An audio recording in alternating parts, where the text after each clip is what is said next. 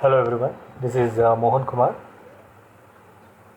Today I will be talking about plasma membrane, its chemical composition and a model describing the structure of plasma membrane, that is fluid mosaic model proposed by Singer and Nicholson.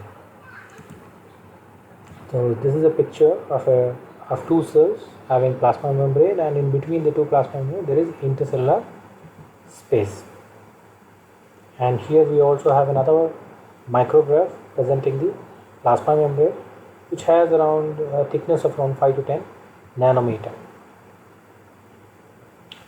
So we all know the structural function unit of the cell, unit of life is the cell. The chemical composition of the cell interior is quite different from that of its surrounding. Well, this observation applies equally to an unicellular paramecia, as we see here, that swim freely in a freshwater pond, and neurons that are densely packed in the cerebral cortex of the human brain. See, here we have a synaptic cleft present in between a presynaptic nerve and a postsynaptic nerve of two neurons. Here the presynaptic cell is unloading the neurotransmitters through exocytosis, by fusing with the membrane. The membrane is controlling the amount of neurotransmitter releasing to the synaptic cleft. So it's a controlled release, and it is done by several proteins in charge, and they are recruited to do so. The biochemical processes, just like this, the biochemical processes involved in cell function require the maintenance of a precisely regulated intracellular environment. The cytoplasm is an extraordinary complex solution, the constituents of which include millions of proteins, nucleic acids, nucleotides, and sugars that the cell synthesize or accumulate at great metabolic cost.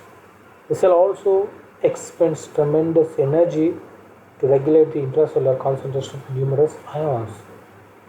So in order to do all this, there should be a barrier to protect the cell internal. So if there were no barrier surrounding the cell to prevent exchange between the intracellular and extracellular spaces, all the cytoplasm's hard-won compositional uniqueness would be lost by diffusion in a few seconds. So plasma membrane is the barrier, and the plasma membrane is also called as the cytoplasmic membrane, cell membrane, or plasmalemma. Here is a picture of a cell showing a plasma membrane structure. The plasma membrane has been given by, the term plasma membrane has been given by J.Q. Plough in 1931. The plasma membrane is an ultra-thin, elastic, living, dynamic, selective transport barrier that encloses the content of the entire cell. In both prokaryotic and eukaryotic cells, it physically separates the cytoplasm from the surrounding environment. The cells of bacteria and plants have the plasma membrane between the cell wall and the cytoplasm. The plasma membrane forms the cell surface for cells without cell wall. All biological membranes, including plasma membrane and membrane of the cytoplasmic organelles, that is endoplasmic reticulum, nucleus, mitochondria, chloroplast, lysosome, peroxisome, etc., all similar in general structure but are different in their function, in specific function. So biological functions of these membranes would specifically involve maintaining a high concentration of materials in the cell and to keep away the harmful materials, thus acting as a protective barrier. It controls the movement of materials into and out of the cell. That's what gives the property of semi-permeability to the plasma membrane. Let the cell sense its environment, and it is also a site for ATP generation and thus carrying out energy transduction. It also provides a binding site for enzymes like a hanger, and it modulates signal transduction and also mediates cell-cell interaction, interlocking surfaces, binding cell together, like in junctions, and it also provides anchoring sites for filaments of cytoskeleton, and it also assists in reproduction. Many more functions are attached to plasma membrane. So let us see what plasma membrane are made up of. So the chemical composition of plasma membrane includes proteins, lipids and carbohydrates in different ratios, and this different ratio would vary between cell to cell. An example here I've presented a myelin sheath plasma membrane which has a 18% protein dry weight, and the lipid is around 79%, 3% carbohydrate, just 3% carbohydrate. The highest amount of carbohydrate is present in erythrocytes, human erythrocytes. Okay, and the protein is hardly 52% in RBCs, and 40% is constituted by lipids. But if you look at the mitochondrial inner membrane, almost around 76% is constituting the protein, whereas hardly 24% is lipids and 0% carbohydrate, no carbohydrate at all attached to the inner mitochondrial membrane. The outer mitochondrial membrane has a different setup and structural organization, altogether different. But the inner mitochondrial membrane is heavily loaded with protein machineries which would play a role in electron transcription, electron transport carriers, proton pumps, and several enzymes related to the ETC cycle as well. Now, the main components of plasma membrane includes lipids, proteins and carbohydrates. In lipids we have phospholipids, cholesterol and sphingomyelin. But in case of proteins we have interior proteins, peripheral proteins and lipid anchored membrane proteins. Carbohydrates include glycolipid and glycoproteins. So let us study each of these. Lipids. To be more precise, phospholipid. A phospholipid is a lipid made up of glycerol in the head region, two fatty acid tails, and a phosphate linked head group. Biological membranes usually involve two layers of phospholipids with their tails facing each other. This arrangement is called as phospholipid bilayer. The hydrophilic, this part, the hydrophilic head, or it's also water loving part of the phospholipid, contains negatively charged phosphate group as well as an additional small group of varying identity. We don't know the identity, it would vary. So it is represented as R in the group. So it can also be charged or it can also be polar. So the hydrophilic heads of phospholipids in a membrane bilayer face outward as shown in this picture, contacting the aqueous fluid both inside and outside the cell. Since water is a polar molecule, it readily forms electrostatic interactions with the phospholipid head. Now coming to the tail part of the phospholipid, so it is a water-faring part of the phospholipid consisting of long non-polar fatty acid tails. The fatty acid tails can easily interact with other non-polar molecules, but they interact poorly with water. So that is why they are hydrophobic. Because of this, it's more energetically favorable for the phospholipids to tuck their fatty acid tails away in the interior of the membrane. So they are tucking their tails away interior to the membrane. So where they are shielded from the surrounding water, the phospholipid bilayer formed by these interactions makes a good barrier between the interior and exterior of the cell, because water and other polar or charged substances cannot easily cross the hydrophobic core of the membrane. So the phospholipid bilayer consists of two adjacent sheets of phospholipids arranged tail to tail. The hydrophobic tails associate with one another, forming the interior of the membrane. The polar heads contact the fluid inside and outside of the cell. Because of the phospholipids' chemical and physical characteristics, the lipid bilayer acts as a semi-permeable membrane. Only lipophilic solids can easily pass the phospholipid bilayer. As a result, there are two distinct aqueous compartments on each side of the membrane. This separation is essential for many biological functions, including the cell communication and metabolism.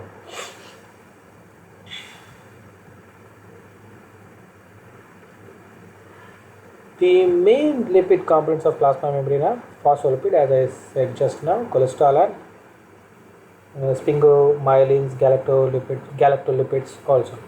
So more than 100 types of phospholipids are known. So the major phospholipids are phosphatidylcholine, phosphatidylethanolamine and sphingomyelin, all of which have no net charge at neutral pH. 5 to 20% of phospholipids are acidic in nature, like phosphatidylinositol, phosphatidylserine, cardiolipin and sulfolipids, etc. These are negatively charged and remain associated with proteins by way of lipid-protein interactions. And cholesterol is abundant in plasma membrane of mammalian cells, but absent in prokaryotic cells and also in most plant cells. Cholesterol itself consists of a polar head having the OH group and a planar steroid ring and a non-polar hydrocarbon tail. Cholesterol is important in the membrane as it helps to maintain the cell membrane stability and fluidity at varying temperatures. So now coming to the proteins. Proteins, as I said, there are three types: integral proteins, peripheral proteins and membrane linked membrane proteins. So here integral proteins, so depending on the cell types, a membrane may contain around 12 or more proteins or up to 50 different proteins. For most membrane proteins, attachment is due to the presence of one or more relatively hydrophobic regions of the polypeptide chain that traverse the lipid bilayer, as you can see here. The proteins are held in place because the hydrophobic side chains exposed on the surface of the alpha helical transmembrane regions, just shielded from water molecules by lipid bilayer. So this part is shielded from the water molecules. Conversely, the relatively polar residues that usually border the transmembrane segments are located in the aqueous phase, this part and this part, on either side of the bilayer. The number of transmembrane regions can vary enormously among different proteins. So for example, ion channels, the transporters of water-soluble molecules, usually have multiple hydrophobic transmembrane regions in a single polypeptide chain. And these are interspersed with hydrophilic regions located outside the bilayer. Because a large proportion of its structure is inside the bilayer, this type of protein, as we said, it is commonly called as integral membrane protein. So these proteins penetrate the lipid bilayer and have domains, as I said, that protrude from both extracellular and cytoplasmic side of the membrane. The segment of protein that pass through the lipid bilayer is called as transmembrane segments. Proteins that possess one transmembrane segment and cross the membrane a single time and are exposed on both sides, they are called as bitopic proteins. An example for this would be a growth factor and a peptide hormone. Whereas the polytopic proteins possesses more than one transmembrane segment and thus weave back and forth across the membrane. And the examples for polytopic protein can be the receptors for signal transduction in ER membrane and also GPCRs, that is G protein coupled receptor, which would go around 7 times in a membrane. So integral proteins are amphipathic, having both hydrophilic and hydrophobic portions. Hydrophilic parts remain protruded beyond the edge of the bilayer on one or both sides or form an aqueous channel through it. Hydrophobic domains help in the insertion of protein in the lipid wall. Now coming to the second type of the protein, that is the peripheral proteins. These proteins are located entirely outside the lipid bilayer on either the extracellular or cytoplasmic surface and are associated with membrane by non-covalent bonds. They can usually be solubilized by extraction with aqueous solution of high salt or alkaline pH. The best studied peripheral proteins are located on the inner surface of the plasma membrane that acts as a flexible skeleton to provide mechanical support to the membrane during rapid changes in cell shapes, that is during mobility. Others act as enzymes or factors that transmit transmembrane signals. Examples of peripheral membrane proteins are proteins that involve in electron transport chains such as cytochrome C, cupridoxine, high potential ion protein, adrenodoxin reductase are some flavoproteins as well. Now the next is the lipid anchored membrane proteins, that is the third type of protein. These are located outside the lipid bilayer but are covalently linked to the lipid. The difference between the peripheral proteins and lipid anchored proteins is the lipid anchored proteins are covalently linked to the lipid. These proteins are of two types. One type, present on the external face, remains bounded by a short oligosaccharide linked to a molecule of glycophosphatidylinoacetal, that is GPI, embedded in the outer leaflet of the bilayer. So example for this would be scrapie protein, PRPC. Some linked to inner leaflet like RAS and SRC proteins have been implicated in transformation of the normal cell to malignant cell. Otherwise, they would play a role in cell division. Once they are modified, they would play a role in malignancy.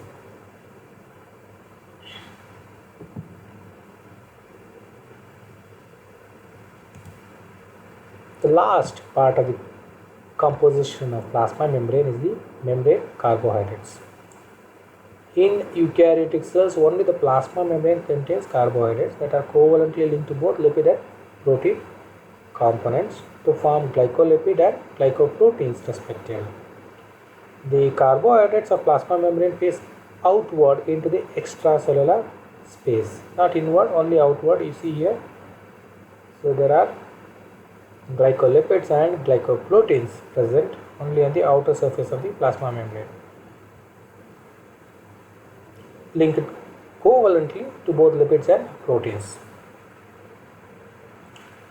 The carbohydrates of plasma membrane face outward into the extracellular space, and specifically the glycoproteins, if you talk, the carbohydrates are present in short branched oligosaccharides, typically D-glucose, D-mannose, D-galactose, D-fucose, N-acetyl, D-glucosamine and N-acetyl D-galactosamine, etc. These glycoproteins or glycolipids functions as gates for the entrance of many pathogens and receptors in normal cell function. Along with membrane proteins, these carbohydrates form distinctive cellular markers, sort of like molecular ID badges, so that allow cells to recognize each other. These markers are very important in the immune system, allowing immune cells to differentiate between body cells which they shouldn't attack and foreign cells or tissues which they should attack. So this constitutes the three biomolecules forming the part of the plasma membrane. And what comes out of these constants is a model. So this model was propounded in 1972 by Jonathan Singer and Garth Nicholson. So that is why it's called Singer and Nicholson model.